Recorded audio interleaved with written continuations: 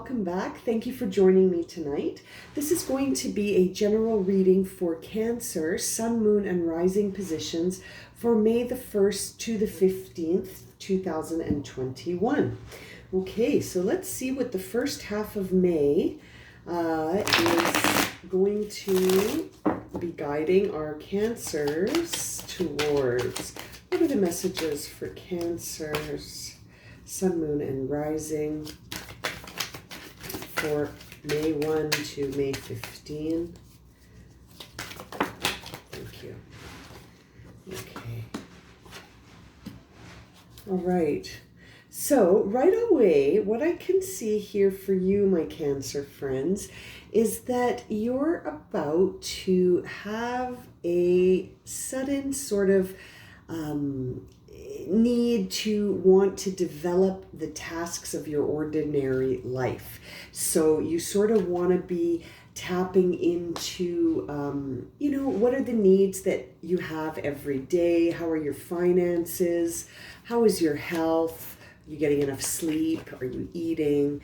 You really want to be honing in on some of that energy where you're sort of grounding yourself, Cancer. You really want to be grounded physically for what's coming up for you. But I see that the grounding process is being challenged for you by sort of this something stirring inside you. There's like a creative passion, sort of a restlessness that is really taking over how you're feeling. So the idea of grounding in the physical is becoming challenging for you because you're not really, it's almost like you're not really interested, but that's where you need to be. It's like, you need to be focusing on the physical, but the thing that's distracting you or making that process challenging is this sort of new creative inspiration, a feeling of restlessness almost that has sort of taken over for you. Now, in your mind, not only are you feeling inspired by all of this, but your general mood is thinking about recognition, promotion. You're really wondering how the public is going to see this thing that you're creating. And you're wondering, the thing top of mind for you right now is sort of, what will the world think of this idea that I have? Perhaps this thing that you're feeling inspired by is something that would be quite popular or in public demand, or something that you feel might contribute to the external world in some way. I can sort of see that you're at a place where it's difficult to understand the talents you have. You're feeling like a part of you might sort of be like, I have this great idea and I really want to do this, and this is what it would be like, and these are the people that would benefit from it. But then at the same time, you're like, do I have the skills to do this? And that's sort of the thing that is the impediment for you right now, is that you're sort of in a place where your doubting might be strong, but you're challenged certainly by the idea that your efforts and your talents and your skills and your enthusiasm are real, right? And that you can use them to create things, right? You're sort of being challenged by that truth, okay? And that is certainly an interesting place. And, Spirit is sort of guiding you to just ground again, get grounded again. I can see in the past that you were at a place where you were almost like, sort of at a place where it's like, when I'm creative and the cycle needs to begin again, it's hard for me to let go. It's hard for me to shift. It's hard for you. You almost feel like letting go is hard once you've created something. In the past, you've struggled with that letting go. But in the future, very interesting, it's almost like you're going to take action. And your imagination is really going to guide you, and you're going to have this sort of like go, go, go energy, which is great, because in the past, when you have sort of completed a project, you felt sort of like, now what? And worrying about where you would go from there. But it seems like in the future, you're really going to have given your imagination freedom to be in the lead, which is great for you. I can see that the way you're seeing yourself right now for this period, Cancer, is, you're confident, but you're feeling a little bit like the connection to your vision and how it will be implemented in the external world. You're challenged by that. And we can see that here as well, that you're not sure if you have what it takes to do this great inspiration that has come to you. And the way other people are looking at you is they're sort of looking at you in a way that says that they're really hard on themselves. Wow, Cancer, like people around you are like, wow, you're really hard on yourself. Don't be so hard on yourself. I can almost hear people saying that to you right now, Cancer. If that resonates, it's almost like you're really judging yourself here harshly, which is where this could be coming from, this idea that you don't have what it takes. And you're feeling that your vision, how are you going to make a connection between your vision and the external world? That seems to be what's on top of mind for you. But the way you're coming off, like the external manifestation of yourself right now, is that you're being kind of hard on yourself. This is a beautiful conclusion here. So what I can see, to tie this up a little bit for you, Cancer, is that you really want to feel stable. And I know right now you don't.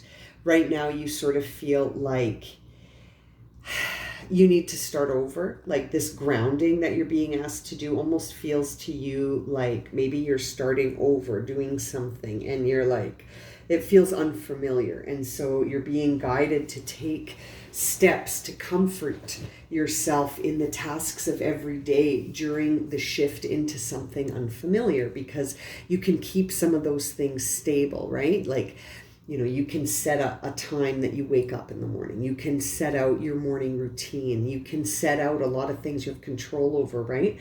But when it comes to your, implementation of this vision in the physical world, I know that you're hoping for a great outcome.